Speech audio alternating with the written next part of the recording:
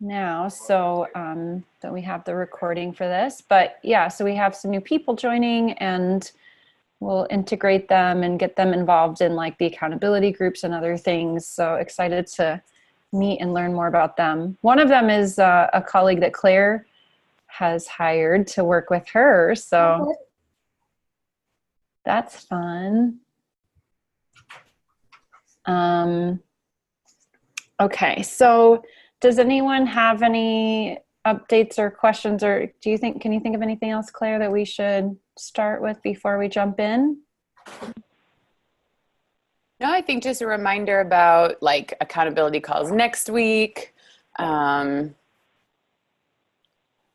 And I don't know, was there any follow-up or any questions after our call with Dave Powers? I feel like a debrief. Wow. We don't have all time for that, all hour for that. But if there's anything, or even if it's just to say like, oh, it would be helpful to have a debrief at some point in time, or if there's any kind of little questions, let us know. Because I think that's when you start to, get out there and talk to kind of experts and consultants and Medicare and other areas. I feel like you hear a lot of different things. And at first it's really overwhelming, and then it gets slightly less overwhelming, and you just start to hear some consistent things and things that make sense. Mm-hmm. You hear some things where you're like, I don't think that's right. I'm not going to follow that advice. Because I don't think there's anyone who knows everything.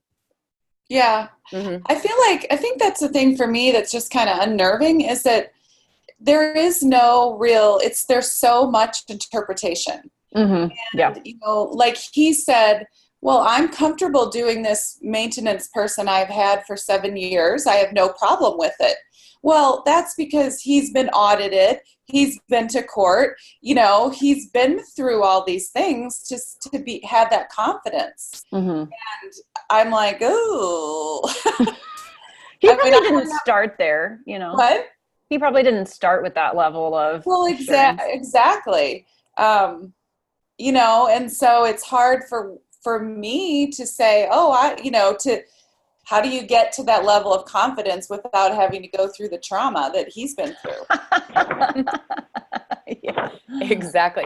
Well, or just whenever anybody says like, oh yeah, your documentation just has to back it up. I'm like, so what exactly does all that mean? Without spending, because my problem I think was thorough documentation, but it took me like days, I was never caught up on stuff. And so it's like, how do you do documentation in a way that is reasonable and also covers everything that needs to be covered? And that's where I just feel like I just want to see some like actual examples. And maybe someone like Rick Owender, one of the other people who really truly specializes in that area, might have some more like examples of like, this is documentation that is inadequate. This is documentation that really covers your bases. Because that's where like we would talk about that a lot at my old hospital job, but I still felt like, I'm doing the best I can, but is this really, good enough? And Claire, sorry I'm not on video, guys. I'm setting that up in a minute. But on that note, too, one thing that has been crossing my mind after that is I feel like a lot of people have been saying, when you start out, it's fine to do your own EMR, just do it on Google Drive. And now I'm wondering, should you be paying for an EMR? Because is that more, if you do get audited, is it more legitimate? Is it, if it at all reduces the risk of, something happening, I think it's worth paying for it even when you're starting small. But I have been using Google Drive, and now I'm thinking that. Yeah, well, and especially with all like keeping up with Medicare, the different things that you need to submit. I think that's where it's valuable, because an EMR reminds you of like every single thing you need to submit on which time frame. Like that, I think is really valuable as well. Like even if you end up hopefully not getting audited, but just to make sure you're actually getting everything in. Because I think that's the other thing for a lot of people is they start submitting and then you're like missing one little piece of data. To go back and get that is a big deal, but EMR like helps you make sure to do that. Would you say that's true, Erin, with you guys like transitioning on different from being more like paper to EMR? Yeah, definitely the alerts and stuff, but it doesn't help you organize like, oh, did I get the signed plan of care back from this doctor? Like that takes some manual work, annoyingly. It is, but it's a hard decision when your budget is so tight when you only have a few clients. But yeah, if you have a few clients, we started out with paper, and it the EMR isn't going to tell you like, oh, make sure you document this or write that in there. Like you can still do that without the EMR. It's really more about it alerting you, oh, it's been 10 visits, or your progress note is due, or you need to do a plan of care to send in. So it's really more of that. And I feel like you can, if you have a few clients, you can hand count like how many visits and things like that. But it's definitely easier once you get to the level where you're ready to scale. Right. Yeah. No, I hung up from that feeling not necessarily better. Yeah, right. More informed, but I was like, geez. I know. Every time, because it's, especially with getting different information, like you go to CSM and you go to like 2 or 3 different lectures on Medicare and you like learn different things. And sometimes they directly conflict with each other. And you're like, wait a second, like, So yeah, and especially with neuro. Oh, sorry, go ahead. Well, I was just going to transition, but you can finish your thought. Yeah. Oh, no, we're ready. I'm ready to transition. I was just going to say we are going to have Robbie Leonard come to our online summit in October, and then again to have a whole hour with us in the group. And she is a Medicare consultant. She's a PT. She's great. I've definitely learned the most from her about like documentation to do, the processes to follow, like what to look out for, things like that. So we're going to have her in the fall. She's on a Alaskan trip all summer. So she'll be back in the fall and we'll be able to get a little more clarity on things like that. So we can gather our questions for then. So, but let's dive into our guest of honor, Julie Dendy, who's going to let us help just understand what questions and struggles and issues that you're working through so that we can just all brainstorm together and help get you on track. And so I sent out the video, your pre-share video. Thanks so much for all that background and your story and everything. It was really interesting. And maybe you can just start out with like kind of your bullet point sort of top questions and issues, and we can just start. Everybody feel free to unmute and share and ask questions. And Julie, if you want to have like anything ready and handy to write down with, we'll want you to just come away from this call with some notes and some ideas and some action steps that you can apply moving forward so that you feel like you do get some clarity from where we go with this. So I think the biggest struggle or the biggest surprise in starting the business has just been the whole Medicare Advantage thing. And I just don't see that going away. I see it getting worse, if anything. For instance, I just had a call today. A lady has had a brain bleed and vestibular issues, and she would love for me to come and, you know, she'd heard about me, but she has like Health Plan of Nevada, which is like the Medicaid of Nevada, basically. I mean, it's just the worst. And, you know, so, I mean, I'm getting better at saying, because I want to help people. Like, that's my heart, is that I started the business to help people, but you realize at the same time it's a business, or as you go, you realize you can't just give it all away. So I'm getting better at saying, no, I'm sorry. But then I just think, you know, how much effort should I make in getting into other networks, I guess is my question. Should I do credentialing? Or should I just stand my ground and say, I'm sorry? And if we can, you know, the other side of that is the cash, you know, or the out-of-network piece. But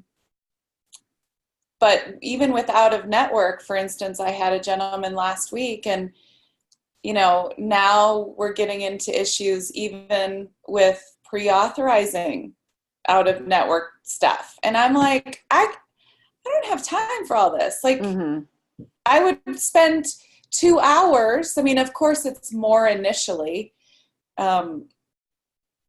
But I would spend so much time figuring all that out and getting that authorized to make what? $50. I mean, if that, you know, so that's my biggest surprise and struggle, I think, at this point. And then maybe do you want to, does anyone want to speak to that first with any thoughts or questions?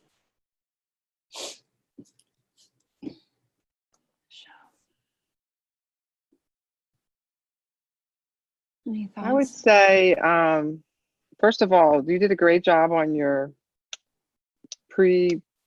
introduction video. I was so impressed. And thanks. It was very, descriptive of your whole career. So that was very interesting. And you've been through every scenario I think you could ever imagine. So it makes you so experienced. I mean, when you talk about all of this, I feel your pain with you want to help people. I think everybody has said that at some point in our discussions.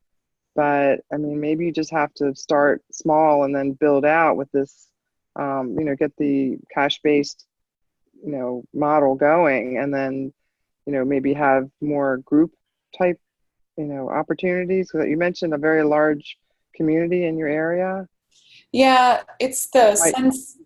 Or What? You might be tapping into that, or. Yeah, it's not so much.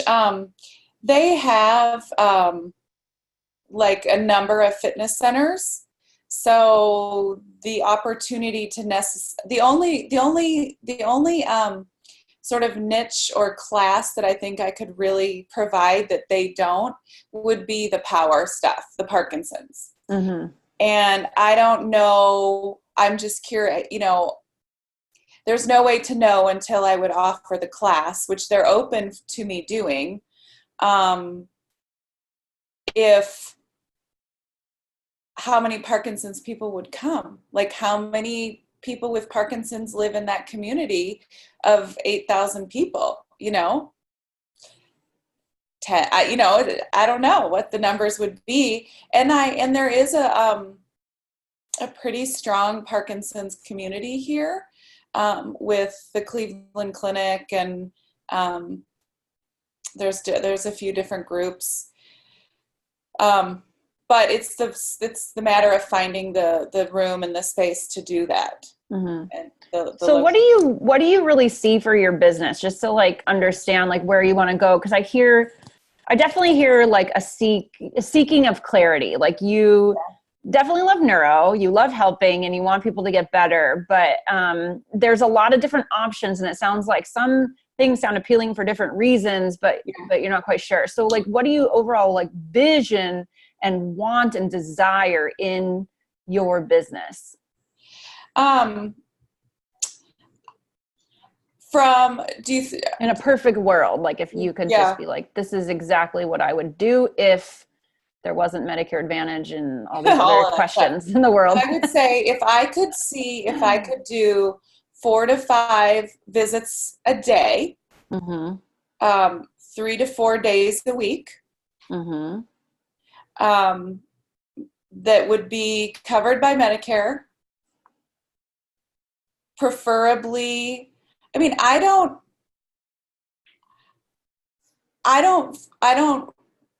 want to necessarily, I want to market the neuro because I do love neuro, and I feel like there is a need for that, but I'm not sure if I should, and I guess that is a piece of clarity. If that is, should I just stick to that as a niche with marketing?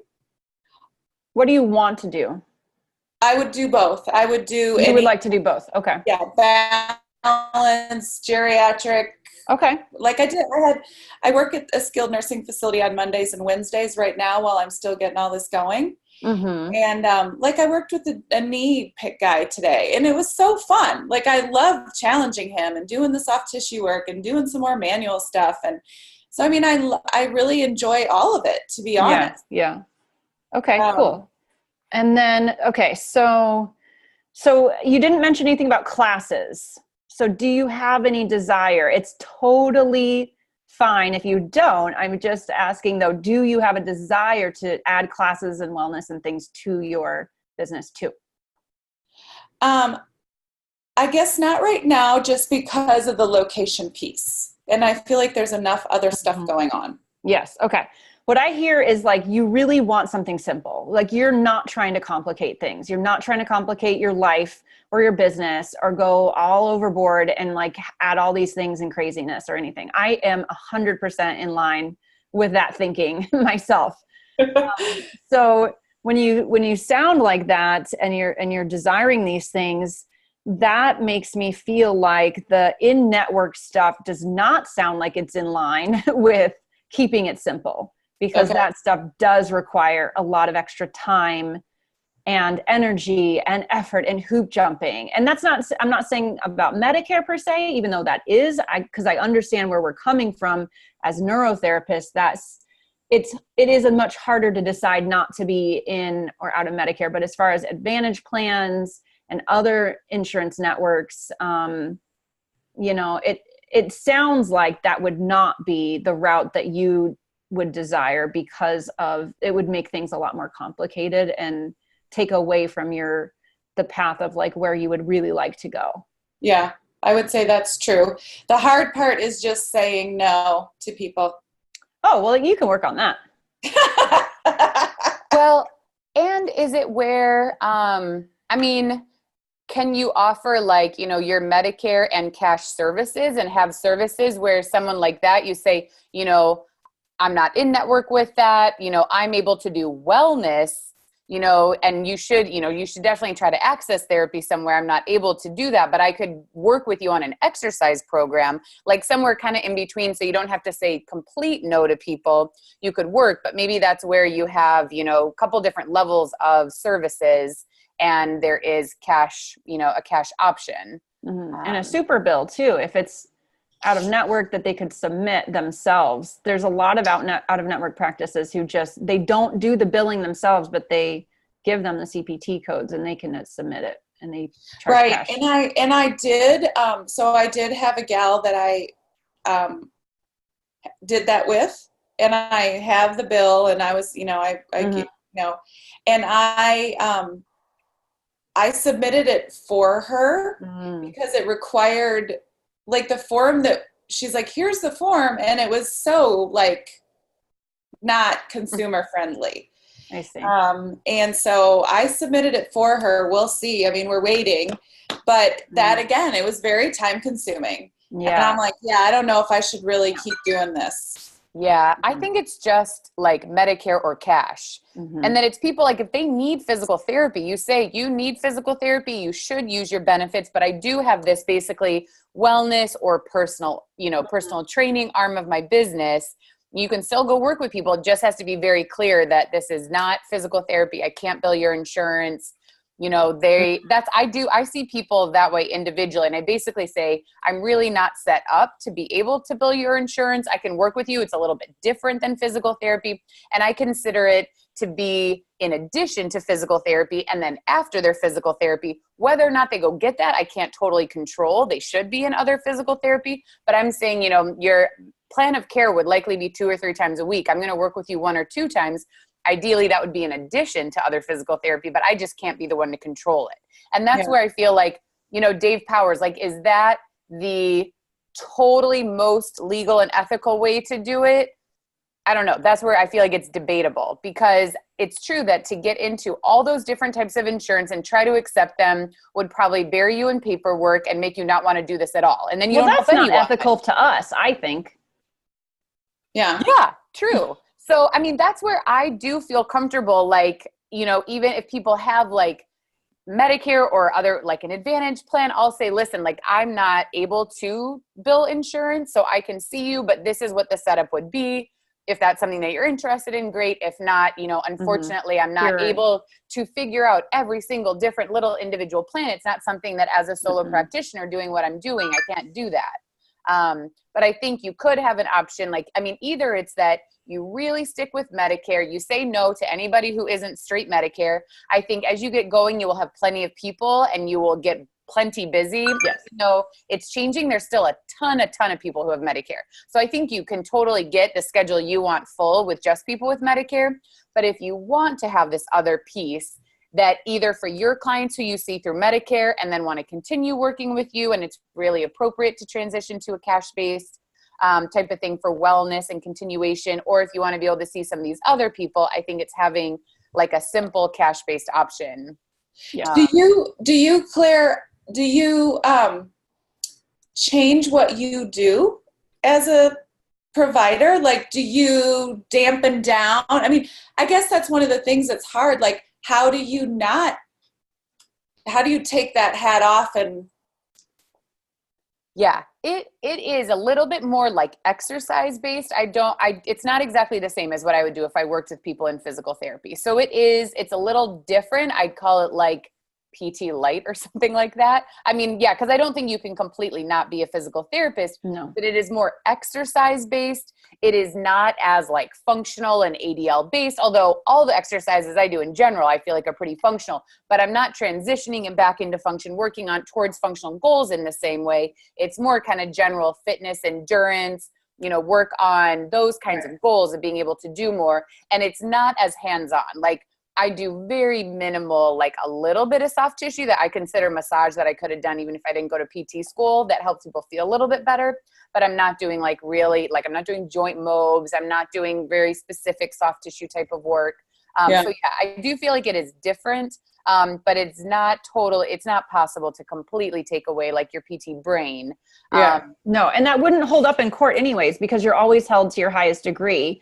But it really is not a problem. Like, you can still do things that you know how to do to help people as like a consultant, as a therapist. And wellness and it's everything. Still part of their health and wellness and their goals. And it's more exercise and fitness based, but the main thing is like, this is where the documentation piece comes in too. You're not going to write down every detailed thing that you did if you're calling it health and wellness. Right. You're not going to call it therapy and like, this is their X and this is their ACT and this is neuro re-ed. You're not going to label it with CPT codes or put those on there. Right. No one from Medicare is going to be watching a video of what you're doing and saying, that is billable PT. Why are you doing that? Right. And people don't know the difference. They're not going to be like, oh, well, this, they did PT this day and then they did exercise the other day. Like, it's all the same to them. Do you have them sign a piece of paper then that says this is not physical therapy? Yeah, that's basically like my intake forms. I have one that's for group classes and one that's for individual wellness. And so it basically does go through and says like, this is not medical, this is not physical therapy, this is something that is in addition to, or after individual physical therapy, and this is a cash-based service, it's not covered. Maybe you can share that. Wellness is not covered.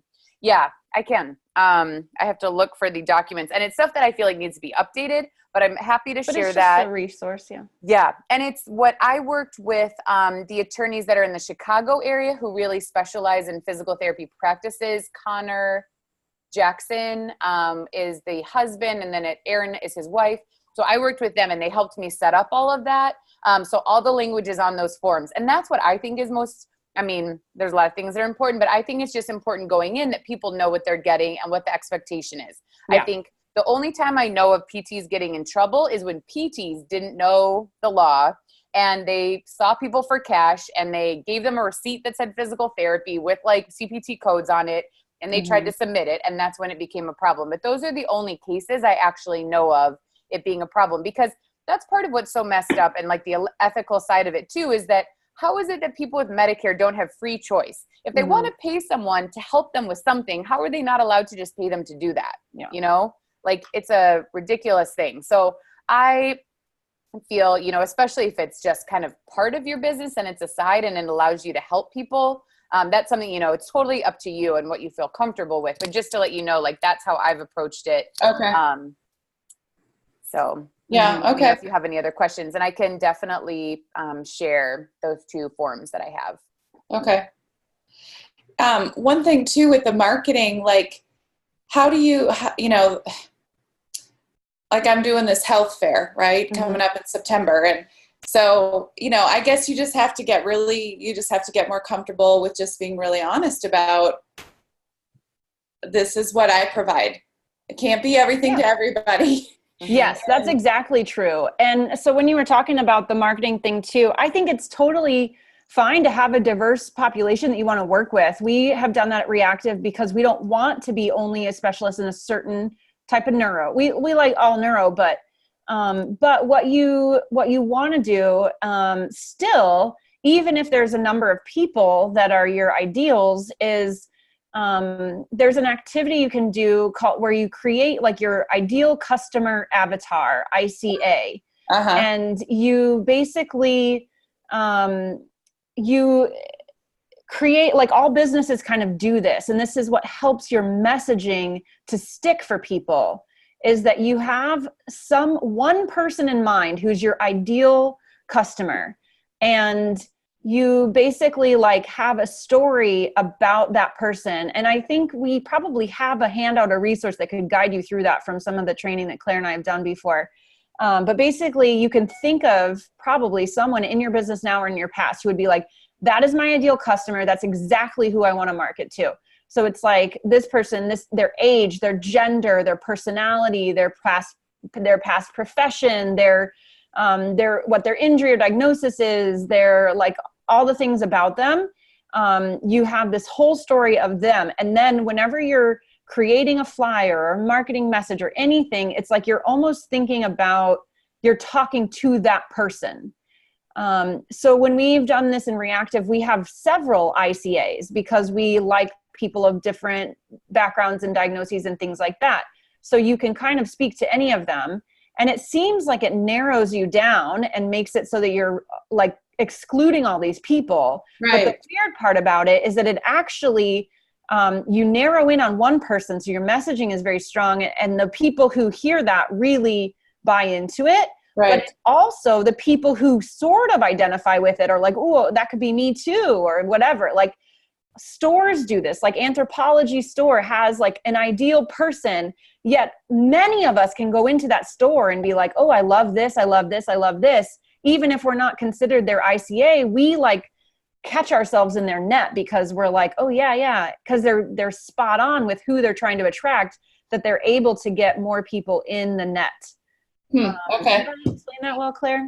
And I will say I do have that in my head, but I've not formally like written it down or, you know. Amy Porterfield has on her website, she has a free, you put your email in, so you're on her email list, but she has a free ICA download, an ideal client avatar. And it's pretty good. It's nice and detailed, and you can fill it out, print it out. And, okay. Yeah, that's a good one. Thanks. Yeah. Okay, Yeah. That's super. Thank you. And part of it is like being comfortable. Part of it is being comfortable repelling people. Like you want to attract to the right people, and you want to be okay. Like that, some people are like, oh, that person charges too much, or they do things a certain way that I don't like, because that's where it brings in the right people, and you don't have to say no as often because you're not bringing in people who aren't the right customer for you. Yeah. So you're not having to say no as often because your messaging and what you're putting out there kind of repels people automatically who aren't your ideal client, or aren't the people that you're going to be the best one to help. Yeah, that's a good point. Yeah, because right now, I mean, I kind of, my messaging isn't that specific, and so I do. And like one thing I've learned is that, if there's a gentleman who lives about 20-25 minutes away, and I did this class down at UNLV, and it was through that I found him, but he's completely on the other side of town, but he's so excited to work with me and everything. And I'm like, all right, so I'm going to do it. And I know I'm going to regret it, but I'm just going to do it, and not do it again. Like, because I've realized, I cannot be doing that kind of driving. So I really need to be careful where I market, because I realize now that was a mistake. Yeah, I mean, you're in like a tough spot too, because I can totally identify with it. It's like where I can hear it in you, like what you want, what you don't want, what you want to say yes to, what you don't want to say yes to. But you're also in a place where you're still trying to build things, and it's hard to say no to work that like you might enjoy working with this guy, but it's just not quite what you want. But it's still hard to like say no. So you're like in that place where you still want to say yes to more things than you say no to, but I kind of personally struggle with that too, of just like, I want to be saying no more to certain things and choosy, but there's a point when you're early on where saying yes makes more sense. And then you work your way towards being more of a no person. But yes, I would say that's where I'm at. Yeah. And it's hard. It's like, if you can afford to say no to more of those, like you said, in terms of the driving one, I mean, that is better, because otherwise, like me, you get a couple years out and you have some people you see who live really far away from you, and it's really hard to like separate the longer it goes on. Yeah. So, I mean, it's like, well, if that money, you have to make that money early on, say yes and do that and spread out a little bit. But if there's any way to get away with not doing it, definitely don't, because I still drive like really far. But the hard part too, Claire, is like, where Julie, kind of where you're going with it. And I think maybe early on, Claire, you probably didn't realize to set boundaries for it early on. And like, none of us are good at that anyway. But since sort of what you're moving towards, Julie, you set up the boundary and the expectation now about like, I'm not going to be able to do this forever, or we're going to do 6 visits or something. Yeah. Where you do that, so it's not this like expectation that, well, Julie's just going to drive to my house forever and ever. Yeah. No. That's a good, just to set that up ahead of time. Yeah. So just be really clear as much as you can early on about expectations and boundary. Oh my gosh, I've been the worst at doing that with people. And when we tried to like transition things in our business with longstanding clients, it is so much harder to change it if you have not set yourself up to like really be a little bit more strict about what things are and are not. And people do need that and appreciate that. It's clear. What does Brene Brown say? Clear, kind, what? I'm butchering it. It's clear to be kind. It's unkind to be unclear. Something like that. That was really unclear. I've thought about, even because as I've gone through this and realized how little the elderly understand their insurance. Yes. I felt like I would love to make some sort of simple, beautiful infographic that describes the process and like the plan of care within 30 days. And, we don't need an order up front, because they're all just freak out about getting an order. I'm like, we don't need an order. It's okay. And then to add, it would be good to add like the ending, like, we reassess every 30 days or every 10th visit, we reassess and we make sure we're making progress. And if we're not, it's not happening, or whatever. Right.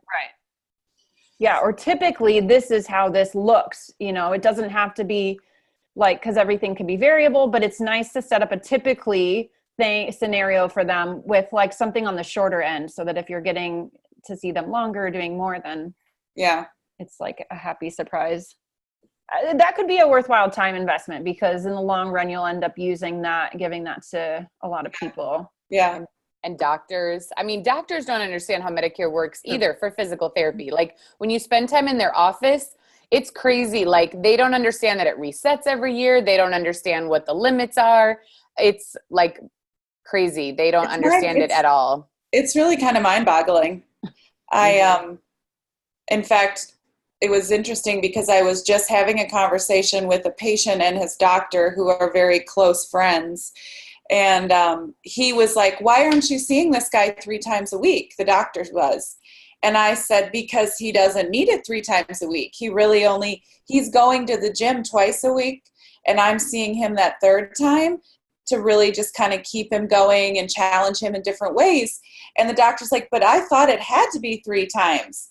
And then we had the conversation with Dave Powers, and it just, I was like, no, I'm right. Like, we need to vary it. It's what the patient needs. Yeah, absolutely. And the doctors think, and the patients think, oh, my doctor will write a script. You can just keep going forever and ever. Like, yeah, it's crazy. I've learned so much in the last 6 months. It's been insane.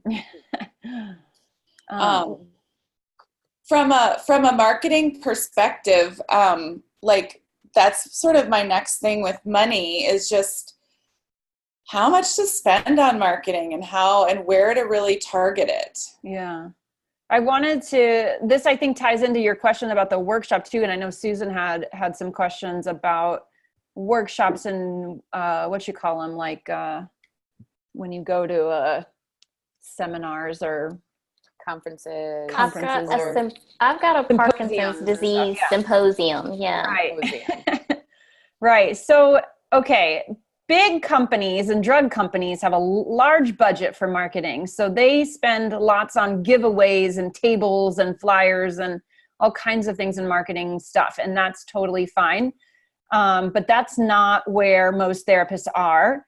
And what you really want to think about when you're spending any money on anything, and especially marketing, is like your return on investment and what is your goal with it? What are you trying to get out of it? What do you want to get back from these efforts? Because it can be very easy to spend a lot of money on things that just like feel fun and exciting or feel like they should be useful because you see other big companies doing it, but it doesn't necessarily get you any money back, any clients or anything like that. So I would definitely err on the side of spending as little as possible on your marketing. Most PT places and neuro, and Claire and I talked to a lot of neurotherapists and practice owners and other PT practice owners. And the best way for us to build our businesses is through like referrals, through relationships, and fostering that, not from like giving more things away or spending money on ads or things like that feel like they should be helpful.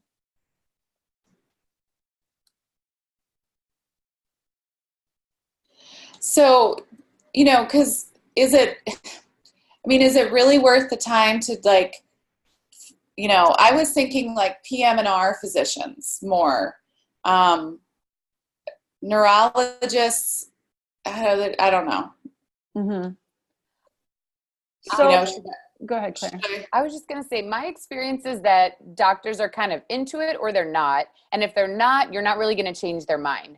So I would say like a level 1 of casting a little bit wider net, like I would say PM&R, physicians, maybe even any of your current clients like internists. I would say like cast a little bit wider net first, like maybe make a phone call to their office. If you can get an email, maybe stop by some. And basically, if a doctor is somewhat receptive, then ask to like set up a meeting with them and let them know what you're doing or bring materials. And if they don't get back to you, then just don't worry about it. Cause like, that's not something that you're going to change their mind. But if you do have like even a few physicians of different types that you build relationships with, I think that could keep you totally busy. 100% full with like one physician who like agrees and believes in you and what you're doing will keep your schedule full of 3 to 4 days a week with 4 to 5 patients. Wow. So yeah, I would check like with your current clients and see like who has doctors who are really supportive of exercise and therapy, and then like try to get a meeting with them or get in touch with them to say, this is what I'm doing. I just want to let you know it's a different model. It's more accessible for people. Like, yeah, they will love you. But I think it's just not wasting your time trying to convince any doctors who aren't already kind of supportive of therapy and exercise, because you're just like probably not going to change that many minds. And so that's where I do feel like symposiums and things like that are worthwhile to attend. I just don't think you should ever spend any money on it really, but you should go and meet people and hear the physicians talk. If they're proponents of exercise, meet them in person there. Because if they see your face, like really getting to meet someone, even to introduce yourself and just say like, I loved your lecture and, I'm doing something kind of new. I would love to come and tell you more about it and see if, there's any of your patients that I could help. But meeting in person, I think, is really valuable and doesn't happen as much these days.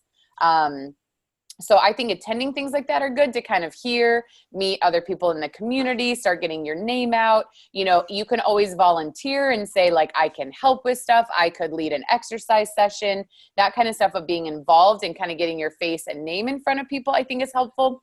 But yeah, we have found the booths are just not that great. And it could be different at different places. Some places, maybe people really will come up and talk to you, but I have not had very many events that I had a table where I had all that many people come, because they kind of think like, oh, you're just trying to sell something to me.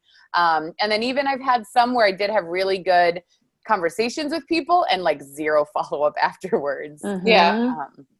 But I do think some of that it is good just to show up and meet people and get your name out there. There's some of that is, I think, valuable. So if it's like a day and time and location that works for your schedule and, you know, it makes sense, then I think it does make sense to do some of that. Okay.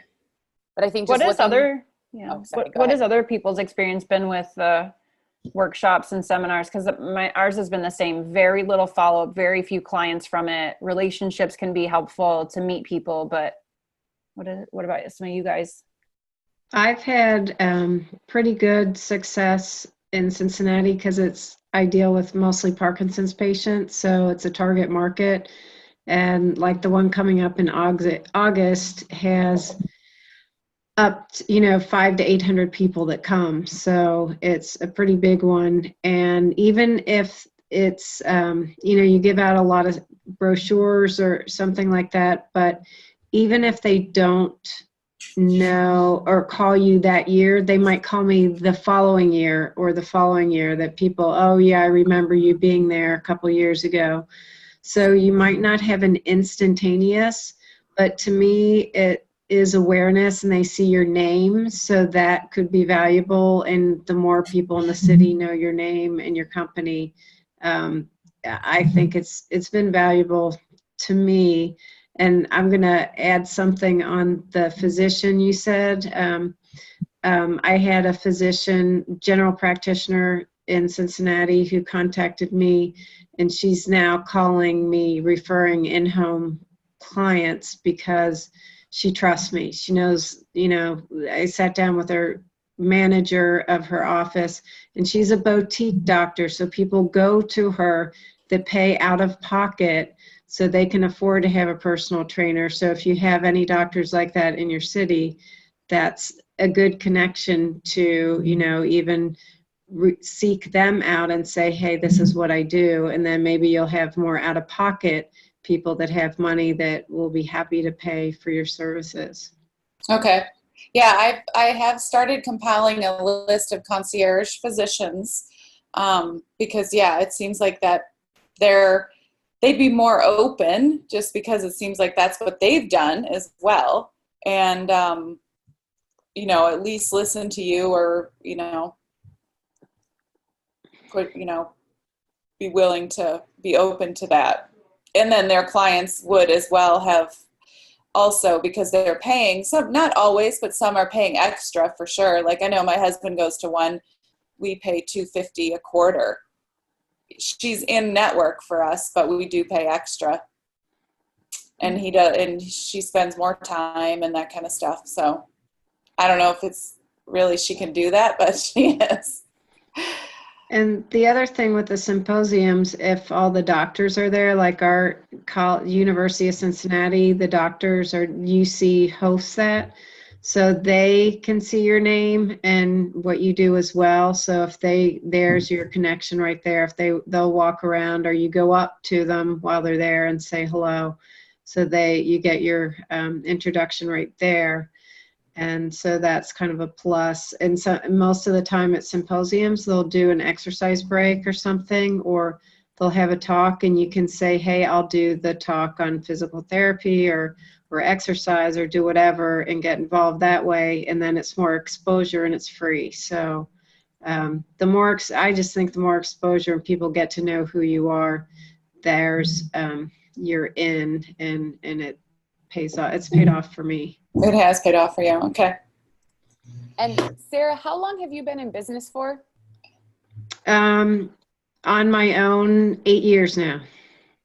And how long did you feel like it kind of took to get things running? Like, did it feel like there was a while that it was hard to kind of fill your schedule and get as many people as you wanted? Or did you feel like right when you started you filled up right away, or did it take a little while?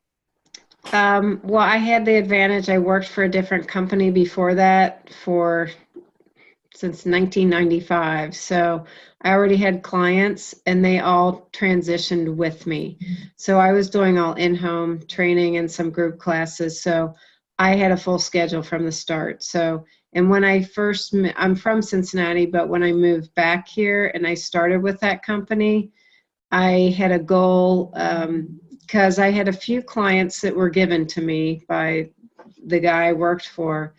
But my goal was to be full-time within a year, and I was. And I think if you do a good job, you're gonna, you're gonna be doing as much as you want to do. So Did that come from like other people continuing to tell other people about you and that type of thing? Is that what you mean by doing a good job? Yeah, word of mouth. And then if you're in a place like some of those at the beginning, some of those workouts were in the small gym and people would see you. But yeah, most of the time it's word of mouth. If you're doing in home and it's like in a condo building and other people see you in the fitness room, they're like, oh, can I have your card? So it is word of mouth, or people just refer. Hey, I have a friend that wants to work out with someone and they refer you. So word of mouth referral is the top referral you're going to get anywhere. Definitely. So do you usually pay for tables at events and things like that too, Sarah, or? I do. There's just really 2 events that I pay for. One is in the spring. It's not as bad. The one coming up is a lot more expensive.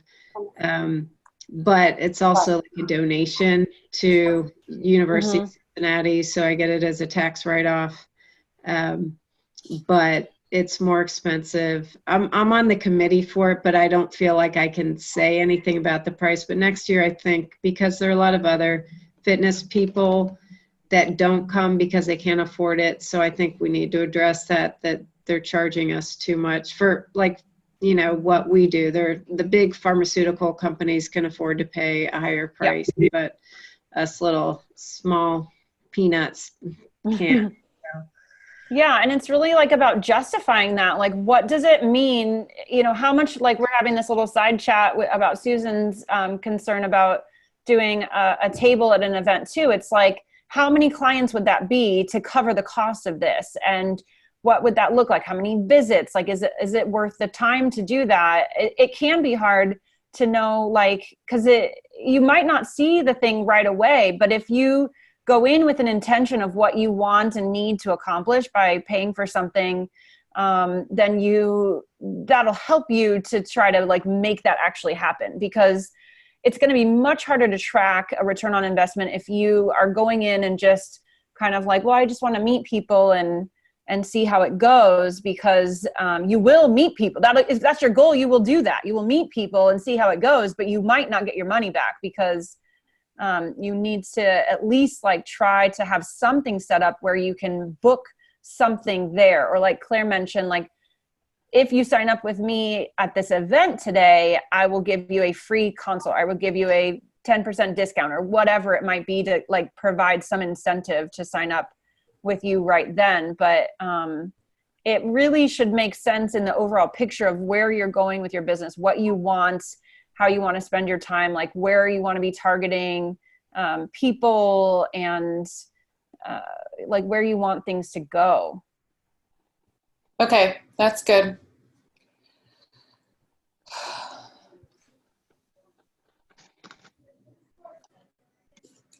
It's interesting. Sarah, what's the range for like the price that you've paid? Like, how much have you paid for events to have tables and stuff? I've paid as little, the lower end is $150, which I don't think is a big deal. And last year, it went down, but last year at the Sunflower, it was $1,500 for a table, which is huge. Now, again, it's a tax write-off. This year it was down to $1,000. I'm trying to see if we can get it down to $500. But UC's using it as a fundraiser for their research and everything too. And you're in a place with a team and like a more robust business at this point. Yeah. And I think like, if there's certain events that it's like, okay, I've been here before, it was successful, I met a lot of people, there are people who signed up, like you start to see, okay, maybe it is worth spending some money on some things. But I just have had experience. And I think it just depends on the type, like the meeting itself, and different ones are going to be different and have a different atmosphere. So some may be really good. So I definitely think that's where Susan, I mean, it's a tough call, but like you should 100% attend. And if you feel comfortable spending the money, even without booking somebody, you can do that. And I think that's part of like, you only learn from having the experience. And at a certain point, like even just, you know, your time becomes valuable, not just paying money, but like, okay, do I want, you know, is this really going to be a good use of my time for what I'm trying to build? Could you but share I think part a of it is table? just Could meeting you some share a experience. table with someone? Because if you can split the cost with a table and share it with someone, I've thought about that for other people. Is that possible if someone else is doing something that's not competitive and you share it? No, she said.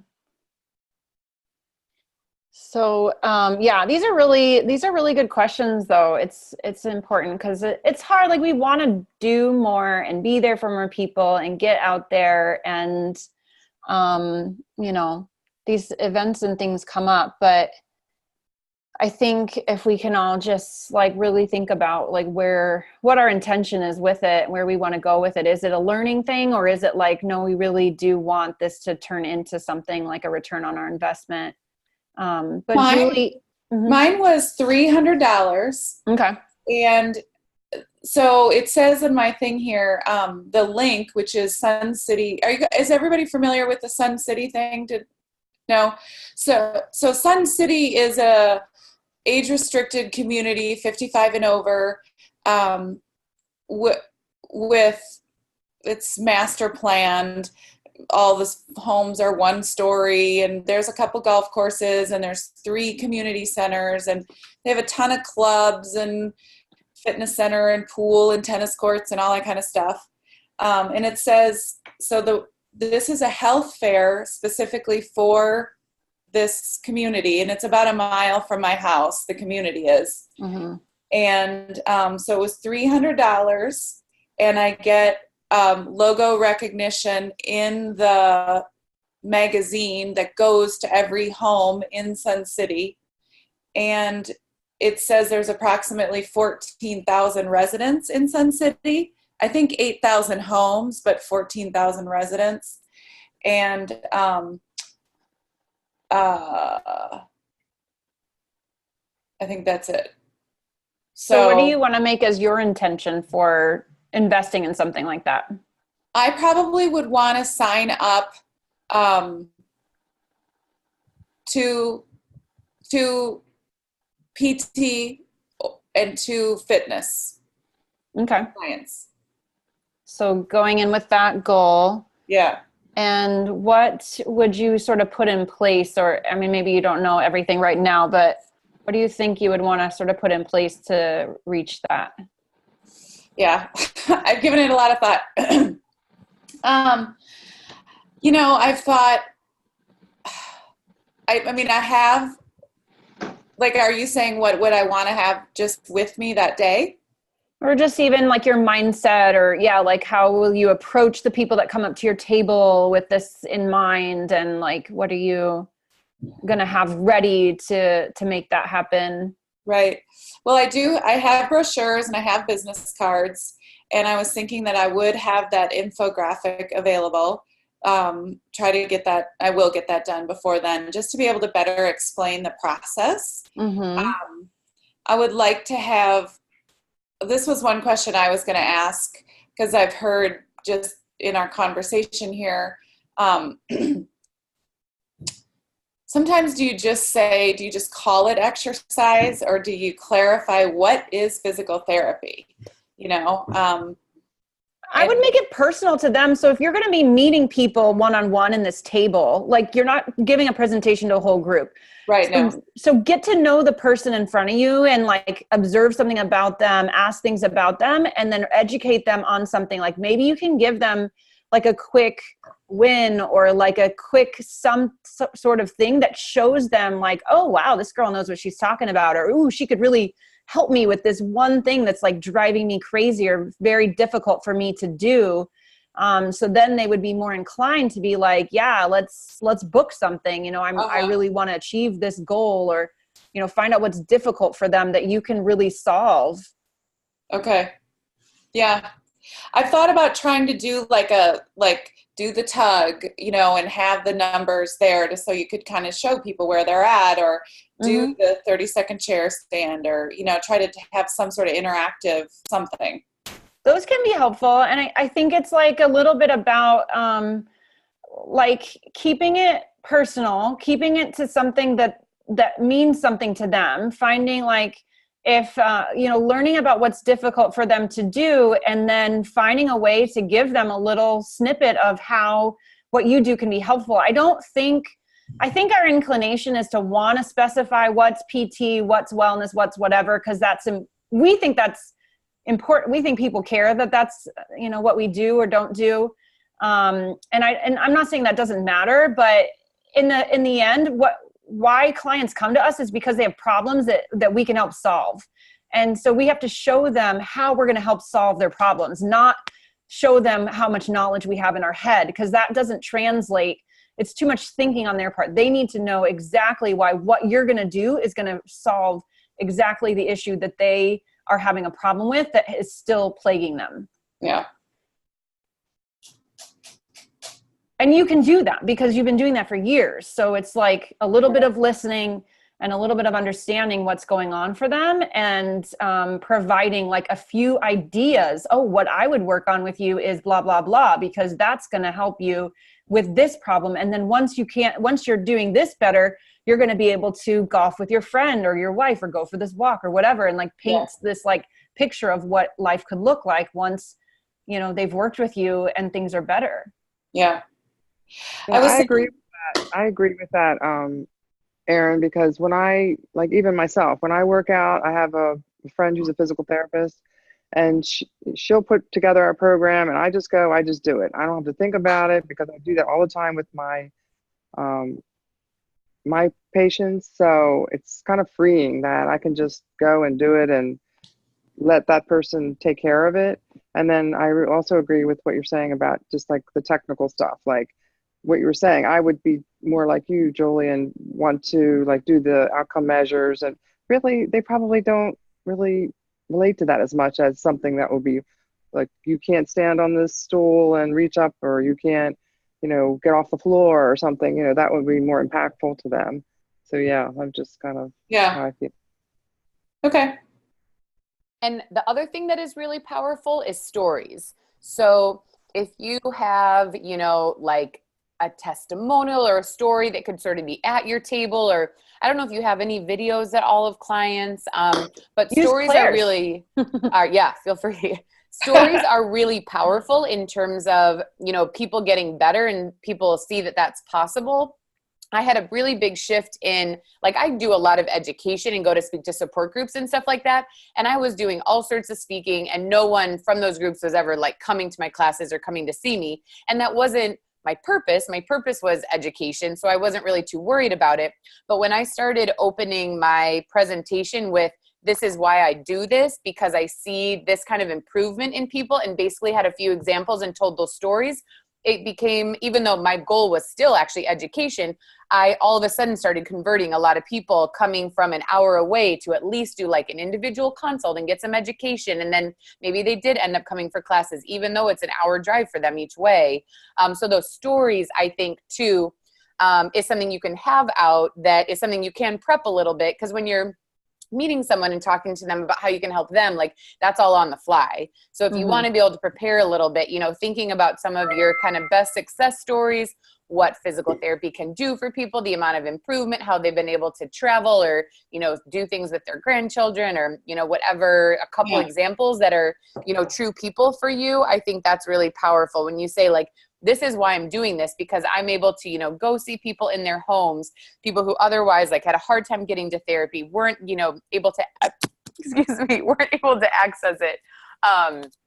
Those stories, I think, that of your experience, like why you're doing it this way, how you can help people, that is so unique. I think that is also like some good information to have out there, and good things that you're like ready to talk about with people. Well, and I mean, like right now I do just I have one, this lady that I'm seeing, has this terrible scoliosis and all these joint issues, and she's 72. She works out of her home. She does dyslexia training. And So the kids come to her, but she is just, she's got a lot of problems. And so I started seeing her, and after 10 visits, when I did the progress note, she's like, yeah, I don't have to take a nap anymore. And, I have so much more energy and I can get through my day. And I'm like, this is why I do this. When and honestly, I feel like I'm barely doing anything with her. And, we do the littlest, it's like such a low dose, but it's for her, it's not. Yeah. So it's things like that you can help people to see and paint the picture of what it could be like for them. Yeah. But this conversation is so fun. I wish that it wasn't time, but I want to just see if we could wrap up with any last thoughts that you have, Julie, action steps that you want to take based on what we've said, any points that we can further clarify, maybe through emails or further discussion on Mighty Networks. But what last thoughts and goals do you have for what we've discussed now? No, I think, just helping me realize to keep it simple and just to be, I will work on the ICA, and I'll get that thing from Amy Porterfield and work on that so I can be shared better. The link there. Yeah, I got that. And thank you. And just be better about, who I'm marketing to so that it doesn't get crazy and I think trusting what you want, because I do hear in your voice, what you want. You've been in your career for a while. You can trust that. You'll get there. You'll get that vision. Set the boundaries that you need for yourself, but just trust that you can keep it simple and it'll still work out beautifully. Don't overcomplicate. We definitely have a tendency to do that. Yeah. Thank you. That's I'm giving you permission, your permission slip. Thank you. Keep it simple, sister. Okay. Thank you so much, everyone. I appreciate your time. Thanks, Julie. This was really fun. Good. Thank you, everyone, for coming and contributing. Good night. Bye. Good night. Yeah, good night. Bye.